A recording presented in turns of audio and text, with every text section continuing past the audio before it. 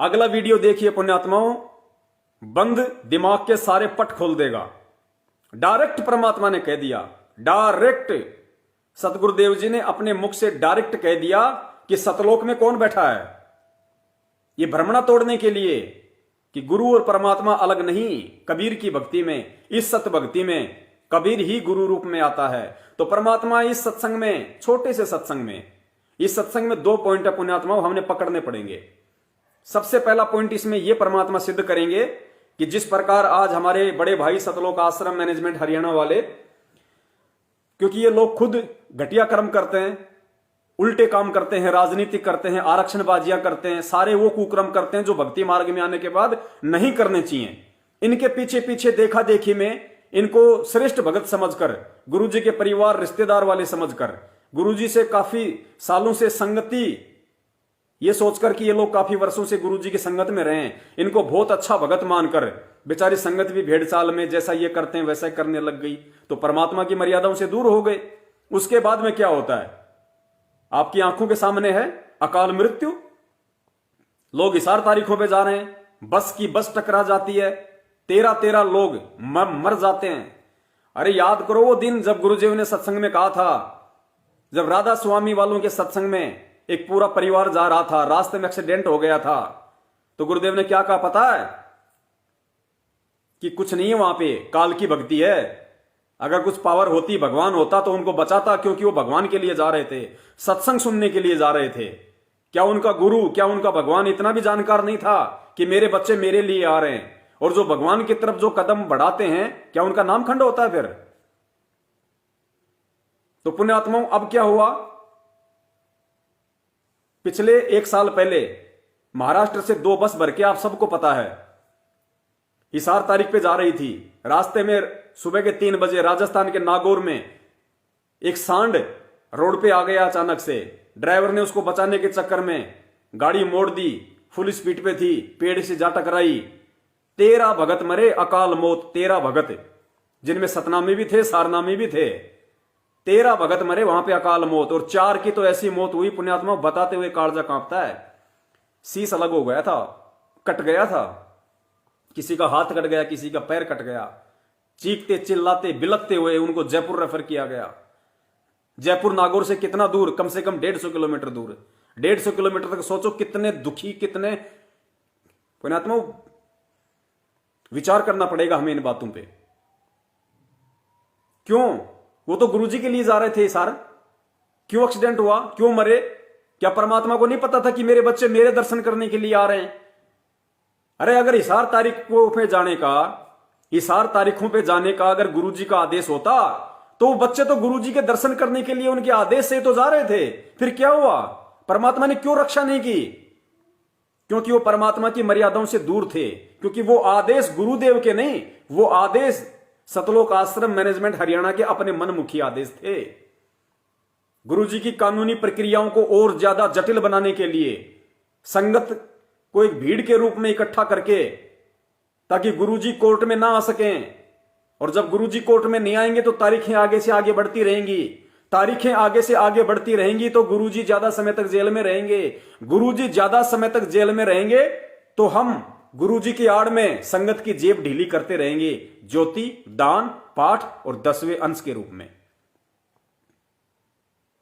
तो इस सत्संग में शुरुआत में परमात्मा ने जो संकेत किया है वो ये किया है कि भगत की मौत कैसे होती है, भगत अपना शरीर कैसे छोड़ता है। अरे कबीर भगत की मौत अगर एक्सीडेंट में होगी, तड़प तड़प के होगी, अकाल मृत्यु होगी, तो उस भगत के पास भक्ति नहीं है, वो मर्यादाओं से दूर है। वरना परमात्मा तो कहते हैं पहुंचूंगा क्षण एक में जन अपने के काज, एक क्षण में पहुंच जाऊंगा। जब प्रहलाद भगत को होली में वहां लेके गए अग्नि में बैठाने के लिए, परमात्मा पहुंच गए क्षण में। द्रौपदी का चीर हरण करने लगे, परमात्मा क्षण में पहुंच गए। तो क्या आज नहीं पहुंच सकता था परमात्मा? वो अंतर्यामी मालिक क्या आज अपने बच्चों की रक्षा नहीं कर सकता था? जो 13 मरे थे एक साथ, शायद किसी भी सत्संगी के नहीं मरे होंगे आज तक। लेकिन क्यों नहीं पहुंचा परमात्मा? क्योंकि वो लोग परमात्मा की मर्यादाओं में नहीं रहे थे। वो समझ रहे थे अपने आप को कि हम मर्यादाओं में हैं, हम गुरुजी के दर्शनों के लिए हिसार जा रहे हैं। लेकिन भाई परमेश्वर का सबसे बड़ा आदेश, जैसा कि हम बार बार कहते हैं कि वर्तमान में परमात्मा का सबसे बड़ा अगर कोई आदेश है तो उनकी वाणी है, उनके सत्संग हैं। आज गुरुजी हिसार जेल में शरीर रूप में बैठे हैं। आज अगर बाहर हमारा सबसे बड़ा कोई गुरु है, सतगुरु है, तो गुरु जी का सत्संग है। क्योंकि सत्संग कभी भी भगत को भटकने नहीं देगा, सत्संग कभी भी उल्टा मार्गदर्शन नहीं करेगा, सत्संग कभी भी आपको शंकाओं में नहीं डालेगा। सत्संग भगत का सबसे बड़ा सहारा है। और जब कल को गुरुदेव यहां से चले जाएंगे, अपनी जो भी लीलामय तरीके से उन्होंने समय निर्धारित किया है, उसके बाद भी तो सत्संग ही रहेंगे। आने वाली आत्माएं जो अब कभी अपने गुरु जी को देखा ही नहीं होगा, कभी दर्शन ही नहीं किए होंगे, क्योंकि हजारों साल मार्ग चलेगा, गुरु जी तो रहेंगे नहीं हजारों साल इस शरीर में, बाकी तो जब चाहे जब प्रकट हो जाएं। तो आने वाली जो आत्माएं हैं 100 साल बाद, 150 साल बाद, उन्होंने तो अपने गुरु को देखा ही नहीं होगा, तो वो कैसे भक्ति करेंगी? वो सत्संग को आधार बना के, विश्वास बना के भक्ति करेंगी। तो पुण्यात्माओं, आज हमारा सबसे बड़ा अगर कोई गुरु है तो गुरु जी के सत्संग हैं, वो ज्ञान हमारा गुरु है। और परमेश्वर कहते हैं कि जय तैने सूझे नहीं, रोज नित्य नियम में पढ़ते हैं हम, जय तैने सूझे नहीं। अगर तेरी समझ में नहीं आ रहा, सूझने का मतलब अगर तेरी समझ में नहीं आ रहा कि क्या सही है और क्या गलत है, तो परमात्मा कहते हैं जय तैने सूझे नहीं तो शब्द साखी सुन ले। मेरे जो शब्द और साखियां, मेरी जो वाणियां हैं वो सुन। जय तैने सूझे नहीं तो शब्द साखी सुन ले। और साखी भूत संगीत है, जहां से लाओ ने। उन वाणियों से प्रेम करो, मेरे सत्संगों से प्रेम करो, उनसे ने करो। उनमें वो ज्ञान छुपा हुआ है, वो गहरा संकेत छुपा हुआ है कि तुम्हें क्या करना है, भगत की कैसी रहनी करनी होनी चाहिए, भगत को कैसा चलना चाहिए, कैसा उसकी दृष्टि होनी चाहिए, कैसा उसको उठना बैठना चाहिए, विपरीत परिस्थितियों में, संकट की घड़ी में भगत को किस तरीके से ज्ञान को आधार बना के उनका समाधान करना चाहिए। ये परमात्मा का सत्संग बताएगा हमें, क्योंकि सत्संग सच्चा मार्गदर्शक होता है। और यही मार खा गई 70% संगत, जो सत्संग को आधार ना बना के मैनेजमेंट को आधार बना बैठी। और मैनेजमेंट काल प्रेरित, तो काल प्रेरित लोग खुद भी उल्टे कर्म और संगत से भी उल्टे कर्म। पुण्यात्माओं, सोचने की बात है, जो आदमी बीजेपी को वोट नहीं देगा उसका कभी जिंदगी में नाम शुद्ध नहीं होगा। ऐसा घटिया आदेश आज तक के भक्ति इतिहास में नकली संतों ने भी नहीं दिया होगा, जो आदेश इन काल प्रेरित लोगों ने उस कबीर परमेश्वर का आदेश बता के संगत में दे दिया। तो इस सत्संग में परमात्मा सबसे पहला पॉइंट ये क्लियर कर रहे हैं कि कबीर भगत अपना शरीर कैसे छोड़ेगा। उदाहरण बहुत हैं। इंद्रमती का उदाहरण दिया परमात्मा ने। जब 80 साल की हो गई थी तो परमात्मा ने क्या कहा था कि बेटी चलेगी सतलोक? हां परमात्मा, चलो, बिल्कुल तैयार हूं। यानी भगत जब चाहेगा तब शरीर छोड़ेगा, वो शक्ति दे देगा परमात्मा, वो पावर दे देगा। जिस प्रकार फल होता है, गुरुदेव ने बताया कि जब आम पक जाएगा अपने आप टूट जाएगा। कच्चे आम को तोड़ोगे ना किसी काम का है, और बड़े ही टेढ़े तरीके से टूटता है, इतना जल्दी नहीं टूटता। तो 2 पॉइंट इस सत्संग में परमात्मा ने क्लियर किए हैं। एक कि मेरे भगत की मौत कैसे होगी, और दूसरा परमात्मा एक ऐसा उदाहरण दे रहे हैं, उसके बाद दास समझता है ज्यादा माथापच्ची करने की जरूरत नहीं है कि सतलोक में कौन बैठा है, वास्तव में असली कबीर कौन है, ज्यादा विचार करने की फिर जरूरत नहीं। बलजीत लहरी जो बरवाला कांड में महेंद्र का बराबर का पार्टनर था, पुण्यात्माओं, यहां अगर परमात्मा उस बलजीत और उसके परिवार के विषय में अगर 2 शब्द अच्छे कह रहे हैं तो ध्यान रखना, परमात्मा ने गलत तो महेंद्र के लिए भी नहीं कहा, जबकि साक्षात काल का एजेंट है। गलत परमात्मा ने अपने बेटा बेटी के लिए भी नहीं कहा, अपने बेटी के लिए भी नहीं कहा जो आज भगोड़ा बन के घूम रहा है। तो भगोड़ा बनने वाला कौन होगा, ये तो हमें विचार करना है। गलत परमात्मा ने महेंद्र को भी नहीं बताया अभी तक स्पष्ट रूप से, सीधे तौर पे। जबकि बरवाला कांड किसने करवाया? 18 तारीख की रात को पुलिस की सेटिंग से आश्रम से कौन भाग के गया? आज तक कौन भगता हुआ फिर रहा है? भगोड़ा बन के कौन छिप रहा है? क्या भगत भगोड़ा बन के घूमेगा? गलत परमात्मा ने उनको भी नहीं बताया, और ना परमात्मा बताएंगे। परमात्मा का तो मकसद यह है कि किसी भी तरीके से ये आत्माएं भक्ति पे लगी रहें। परमात्मा दूर नहीं करना चाहते, चाहे दुष्ट हो चाहे सज्जन हो। परमेश्वर की वाणी है कि कबीर कपट से भक्ति करे। अगर कोई मन में छल कपट रख के भी मेरी भक्ति कर रहा है, कबीर कपट से भक्ति करे, उसको भी अपनाऊं, साम दाम दंड भेद से फिर सीधे रास्ते लाऊं। ये परमात्मा की वाणी है। तो बलजीत का उदाहरण देके परमात्मा कह रहे हैं। और जब बलजीत का जो पिता था, जब उसका अंतिम समय आया शरीर छोड़ने का, तो गुरुदेव अपने मुख कमल से कह रहे हैं कि उसने शरीर छोड़ दिया और 1 घंटे बाद वो फिर वापस शरीर में आ गया और वापस आके क्या संदेश दे रहा है कि बच्चों अच्छे से भक्ति करना। और भाई मैं तो सतलोक गया था और सतलोक से आ रहा हूं और वहां भंडारे चल रहे हैं, वहां पे गुरुजी बैठे हैं। पुण्यात्माओं, ये बात सत्संग के माध्यम से परम पूज्य सतगुरु रामपाल जी महाराज जी कह रहे हैं, हमारी बंद आंखों के पट खोलने के लिए। उस बलजीत के पिताजी को निमित्त बनाया परमात्मा ने ये शब्द कहने के लिए, ताकि जो बाकी संगत है, जो लोग ये सत्संग सुनेंगे, वो इस बात पे विचार करें, इस पॉइंट को गहनता से सोचें कि वो आत्मा क्या कह रही है कि भाई मैं सतलोक जाके आया हूं, गुरुजी मुझे सतलोक लेके गए थे और वहां तो भंडारे चल रहे हैं और वहां तो सतगुरु बैठे हैं। गुरु बैठा वहां पे अपना। गुरु कौन था उसका? बलजीत के पिताजी का गुरु कौन था? संत रामपाल जी महाराज। तो कौन बैठा था सतलोक में? संत रामपाल जी महाराज। तो इस कबीर भक्ति में इष्ट और गुरु क्या अलग हुए? नहीं हुए। जब हमारा गुरु ही सतलोक में बैठा है, भंडारे वहां चल रहे हैं, तो पुण्यात्माओं सतलोक का राजा तो एक ही है, कबीर परमात्मा। तो वो कबीर परमात्मा आज हमारे गुरु रूप में आया हुआ है। यही बात समझाने के लिए परमात्मा ने इस सत्संग को चुना कि मेरे बच्चे आने वाले समय में इन चीजों को पकड़ने के लायक हो जाएंगे, मेरी बातों को कैच करने के लायक हो जाएंगे इस ज्ञान आधार से, तत्व ज्ञान आधार से। सुनना पुण्यात्माओं, और पतिव्रता धर्म को अपनाना पड़ेगा हमें। जब तक नहीं अपनाएंगे तब तक बात नहीं बनेगी। सुनिए। ये डॉक्टर कबीर परमात्मा को बोलो सतगुरुदेव की जय हो। अभी एक भक्त ने बताया, नरवाणे से आते हैं एक भक्त जिनकी बेटी ज्योति ठीक हुई थी, आपको पहले सुनाया भी था भक्त रणधीर। उसके पिताजी ने नाम ले लिया, कतियनाड़ी था, भगवान के निकट नहीं जावा था। उसने भी उस बेटी अपनी पोती को स्वस्थ हुआ देखा और उसने सारे प्रमाण दिए। उसके बाद उनके पिताजी ने उपदेश ले लिया। उपदेश लिए को 4-5 महीने हुए थे कि उसने पहला ही मंत्र मिला था और कह रहे थे इतनी लो लगा दी, दिन रात उसकी भक्ति में लगा रहता था कि दूसरा नाम लेना है मैंने। उम्र बहुत हो गई थी, अचानक बैठा बैठा आराम से मंत्र करता करता शरीर छोड़ गया। बोलो सतगुरुदेव। कैसे शरीर छोड़ गया? ध्यान देना पुण्यात्माओं। दूसरा नाम लेना है मैंने।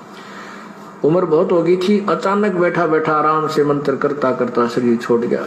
बोलो सतगुरुदेव की जय। अब ये मोक्ष तो नहीं होगा, लेकिन अभी मनुष्य जीवन तुरंत मिल जाएगा इस व्यक्ति को।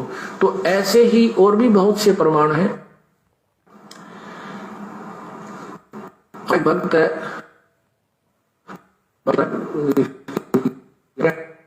बलजीत दास वाले हैं, बरवाला के भक्त बलजीत दास, जिन्होंने यहाँ 1 एकड़ जमीन सबसे पहले उन्होंने दी थी आश्रम के लिए। इन्होंने नाम लिया, इनके पिताजी ने भी नाम ले लिया। बहुत अच्छी आत्मा थी, खूब भक्ति करी। तो अंत समय में उन्होंने आहार छोड़ दिया और शरीर बिल्कुल ठीक ठाक, कोई दिक्कत नहीं, और मंत्र करे खूब डट के।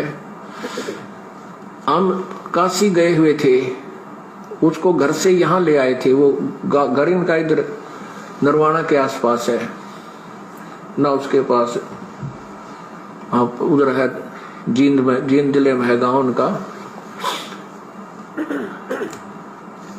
भूसला गांव है, भूसला खटखट के आसपास। तो वहां से अब पिताजी को, बाकी भाई वहां रहते हैं, ये यहाँ रहते हैं, यहाँ ले आए थे। तो मैं भी यहाँ आया। मेरे आते ही ने बोले गुरुजी आ जाएंगे जब शरीर छोड़ूंगा। तो शरीर में पुण्यात्माओं क्या कह रहे हैं परमात्मा यहाँ? बलजीत के पिताजी ने कहा कि जब गुरुजी आ जाएंगे तब शरीर छोड़ूंगा। विचार करना इन बातों पे। कबीर परमात्मा के भगत की कैसे मौत होती है, कैसे अपना शरीर छोड़ता है। परमात्मा इतनी पावर दे देगा, जब चाहेगा तब शरीर छोड़ेगा। संकेत सुनिए। रहते हैं, ये यहाँ रहते हैं, यहाँ ले आए थे। तो मैं भी यहाँ आया। मेरे आते ही ने बोले गुरुजी आ जाएंगे तो शरीर छोड़ दूंगा। गुरुजी आ जाएंगे तब शरीर छोड़ूंगा। और सतलोक आश्रम मैनेजमेंट हरियाणा, अगर मुंडका के सेफ्टी टैंक में जहरीली गैस से अगर भगत मर जाते हैं तो पीला पर्चा निकाल देते हैं कि सतलोक गए। फांसी खा के कोई मर जाता है तो सतलोक गए। जहर खा के कोई मर जाता है तो सतलोक गए। इस 8 तारीखों पे जाते हुए वो 13 भगत अकाल मौत मरे एक्सीडेंट में। पीला पर्चा निकाल दिया कि परमात्मा के सैनिक थे, सतलोक गए। पुण्यात्मा, प्रथम नाम वाला भी सतलोक गया, सतनाम वाला भी सतलोक गया, अकाल मृत्यु वाला भी सतलोक गया। अब आप विचार कर लेना, आप लोगों को कहां भ्रमित किया जा रहा है, कहां आपको गुरु के ज्ञान के विरुद्ध चलाया जा रहा है।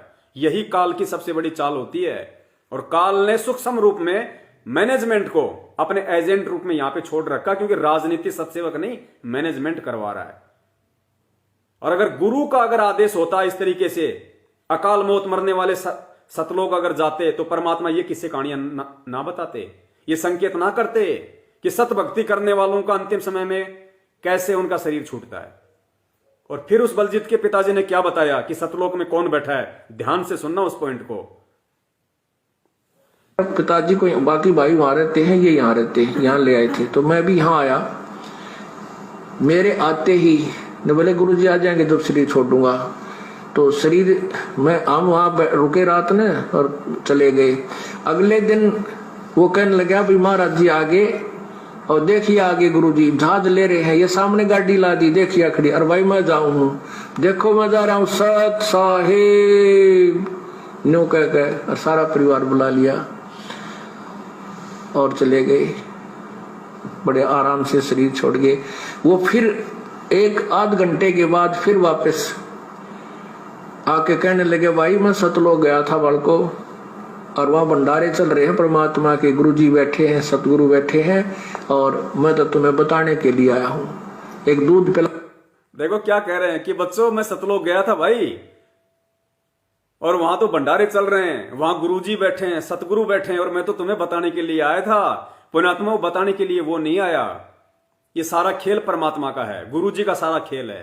परमात्मा हम मंदबुद्धियों की आंखें खोलने के लिए कि तुम गुरु को क्या समझ रहे हो, परमात्मा किसको मान रहे हो। तो बलजीत के पिता को परमात्मा ने माध्यम बनाया। उसने तो शरीर छोड़ दिया था, वो नहीं आ सकता वापस। कबीर परमेश्वर स्वयं हमारे गुरुदेव बलजीत के पिता के रूप में वापस आए और ये संदेशा दिया। ये संदेशा नहीं बताया किसी ने, लेकिन आज ये ठीक का समय था। ठीक के समय पे ही परमात्मा सारे रहस्य उजागर करवाते हैं। तो खुद गुरुदेव ने बलजीत के पिताजी का रूप बना के और ये संदेशा दिया कि भाई सतलोक में गुरुजी बैठे हैं, सतगुरु बैठे हैं, वहां पे भंडारे चल रहे हैं। पुण्यात्माओं, अब और परमात्मा कैसे समझाएंगे? हनुमान जी कितने छाती फाड़ के नहीं दिखाएंगे कि देखो ये सतलोक रहा और ये मैं वहां बैठा हुआ और मैं ही यहां पे आया हूं। शिक्षा और तत्व ज्ञान, ये 2 सबसे बड़े इंपॉर्टेंट जो टॉपिक हैं परमात्मा ने इसीलिए दिए हमें। 650 साल पहले हम पहचान नहीं कर सकते थे परमात्मा की, क्योंकि शिक्षा नहीं थी। हमारे मन में विकार नहीं थे उस समय, इतने दोष नहीं थे हमारे अंदर, इतना छल कपट नहीं था हमारे अंदर, क्योंकि शिक्षा नहीं थी। लेकिन शिक्षा ना होने की वजह से हम धर्म शास्त्रों को नहीं पढ़ पाए, गुरु की बातों पे यकीन नहीं कर पाए। लोगों ने कह दिया अरे काहे का गुरु, तेरा गुरु, ये देख शास्त्र तो संस्कृत में लिखे हैं, तेरा गुरु तो अनपढ़ है, जानता तो नहीं संस्कृत क्या होती है, इसको क्या पता कौन भगवान है, क्या भक्ति है। हमने मान लिया, हाँ यार बात तो सही है, वेद तो संस्कृत में लिखे हैं, गीता जी संस्कृत में लिखी है, गुरु जी अपने अनपढ़ है, जुलाए परिवार में है। तो हमने विश्वास नहीं किया उस समय गुरु की बातों पे, उन पंडितों की बातों पे हमने विश्वास कर लिया, उनकी झूठ पे, उनकी उआबाई पे। इसलिए परमात्मा ने आज हमें शिक्षा दी कि शिक्षा से इनके पाप कर्म भी धोऊंगा, इनके मन की गंदी वृत्ति को भी साफ करूंगा, और शास्त्रों को पढ़ा पढ़ा के कि 650 साल पहले तो मैं अनपढ़ था, मुझे नहीं पता था।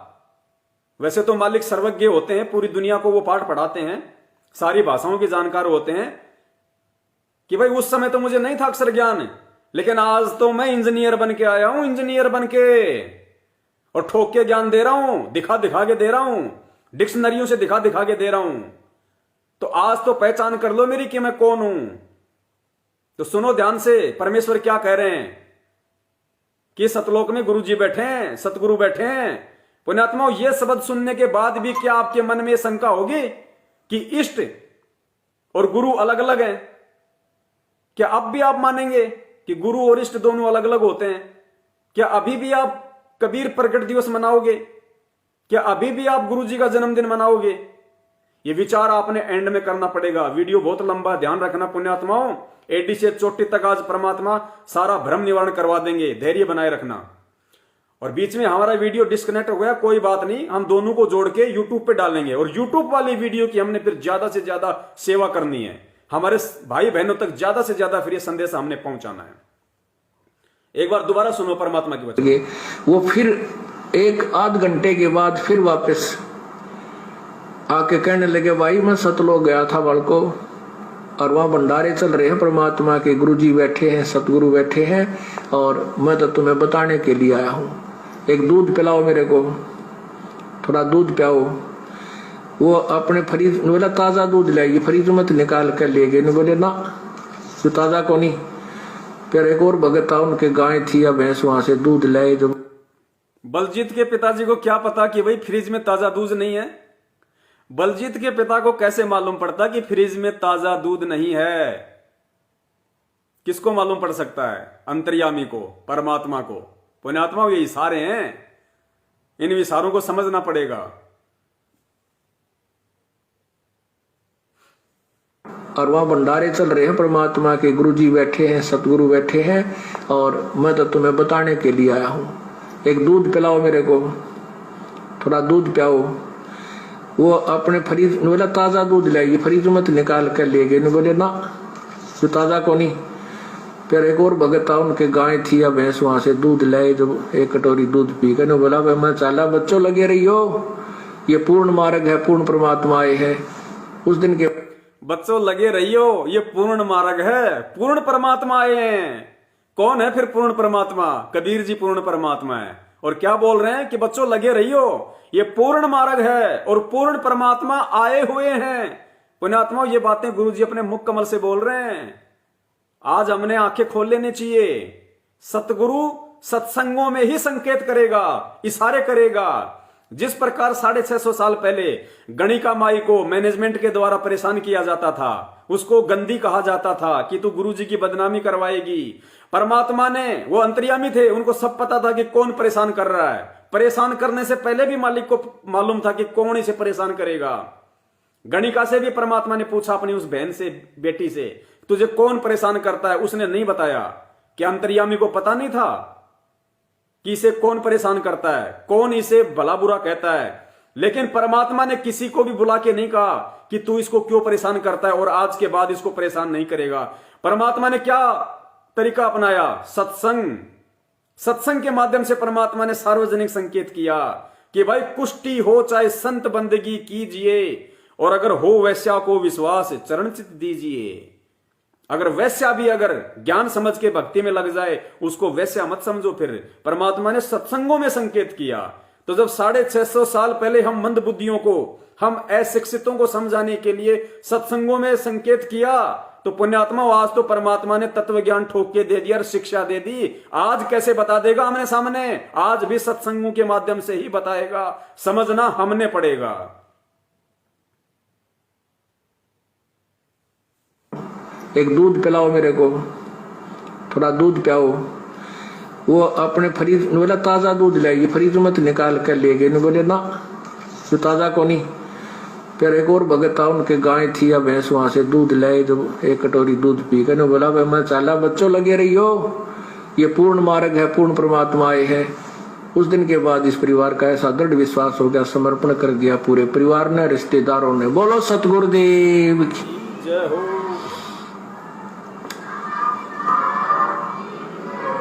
सत साहिब। मेरे पूज्य गुरुदेव स्वामी रामदेवानंद जी महाराज 108-7 साल के हो गए थे, और आखिरी सांस तक उनका शरीर बिल्कुल ऐसा स्वस्थ और लाल चेहरा था। शरीर वैसे का अस्थि पिंजर सा था। वो 40 वर्ष यहाँ जींद एक कुटिया थी, उसमें रहे हमारे, मेरे साथ हमारे बच्चों ने वहां सेवा की। 40 दिन के बाद 24 जनवरी को यहाँ से गए उनके अपने मूल आश्रम था तलवंडी भाई मोगा, मतलब फिरोजपुर जिले में एक मोगा में आश्रम। तलवंडी भाई गए 24 तारीख को, हमारे भक्त वहां छोड़ के आए, सेवक वहां हमारे साथ उनके साथ रहते। 25 को विश्राम किया, 26 को दिन में 10 बजे अपना सुमन करते करते ऐसे आराम से बैठे बैठे और शरीर छोड़ के। बोलो सतगुरुदेव की जय हो। पुण्यात्माओं, भक्ति इसलिए की जाती है कि हमारे घर में सुख रहे, अंत समय सुथरा बीते। भक्ति इसीलिए की जाती है कि हमारे घर में सुख रहे और अंत समय सुथरा बीते, अंत समय अच्छा हो। तो बताओ भाई, आज संगत में जो अकाल मौतें हो रही है सारनामियों की, एक्सीडेंट में तड़प तड़प के मर रहे हैं, ना तो उनके घर में सुख शांति रही और ना उनका खुद का जीवन सुथरा बीता अंत का। तो बताओ फिर भगवान में गलती या भगत में गलती? तो भाई ये गलती भक्तों की है, भगवान की नहीं है। परमात्मा का विधान है, परमात्मा ने विधान बना के छोड़ रखा है। जिस प्रकार परमात्मा ने विधान बना दिया, और आपको पिछले लाइव में परमात्मा का एक 2 मिनट का सत्संग सुनाया था जिसमें परमात्मा खुद कह रहे हैं कि परमात्मा ने अपना विधान बना दिया, उसके बाद परमात्मा सिर में दर्द नहीं रखता। मालिक ने विधान बना दिया, माता पिता के संयोग से एक पानी की बूंद से पेट में बच्चा बनेगा, दूसरे महीने में ऐसा होगा, तीसरे महीने में ऐसा होगा, चौथे महीने में उसमें आत्मा प्रवेश करेगी, उसकी हड्डियां बनेगी, आंख बनेगी, कान बनेगी, 9वें महीने बिल्कुल बच्चा परिपक्व हो जाएगा, मां के गर्भ से बाहर आ जाएगा। तो ये परमात्मा ने एक विधान बना के छोड़ दिया, सबके साथ ऐसा ही होगा। परमात्मा सिर में दर्द नहीं लगता, परमात्मा देखता नहीं रहता कि अभी इसका बना कि नहीं बना। परमात्मा ने बीज बना दिया, आम का, घिया का, किसी भी चीज का, उसमें परमात्मा ने वो गुण डाल दिया, वो आदेश डाल दिया, उसी अनुसार वो बड़ा होगा, फल लगेंगे, फूल लगेंगे, कितनी उसकी उम्र है, सब कुछ विधान बना दिया। ठीक इसी प्रकार परमात्मा ने भक्ति का विधान बना दिया, और भक्ति का विधान बना के परमात्मा ने कह दिया कि भाई जो गुरु वचन पे डट गए कट गए फंद 84 के। और परमात्मा ने सारा सिस्टम बता दिया, सत्संगों के माध्यम से हमें समझा दिया, दिन रात आंखें फाड़ फाड़ के हमारे को जगा दिया। उसके बाद भी अगर हम गलती करेंगे, उस परमात्मा के सत्संगों को आधार ना बना के, परमात्मा के वचनों पे विश्वास ना करके अगर हम पीले पर्चे को अपना बाप बना लेंगे, तो उस बाप ने संगत की क्या हालत कर दी आज आप सबके सामने है। जिस आदमी ने पीले पर्चे को अपना बाप बनाया, उस बाप ने सबको नरक में डाल दिया।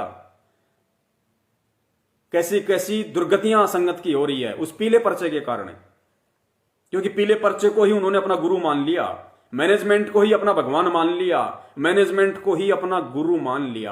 अरे भैया, भक्ति मार्ग में जो जिसके आदेश मानेगा वही तो उसका गुरु होता है। तो सत्सेवकों को छोड़ के 70% संगत ने किसके आदेश माने? पीले पर्चे के। पीला पर्चा कौन निकाल रहा? मैनेजमेंट, महेंद्र। तो संगत का गुरु कौन हुआ? मैनेजमेंट।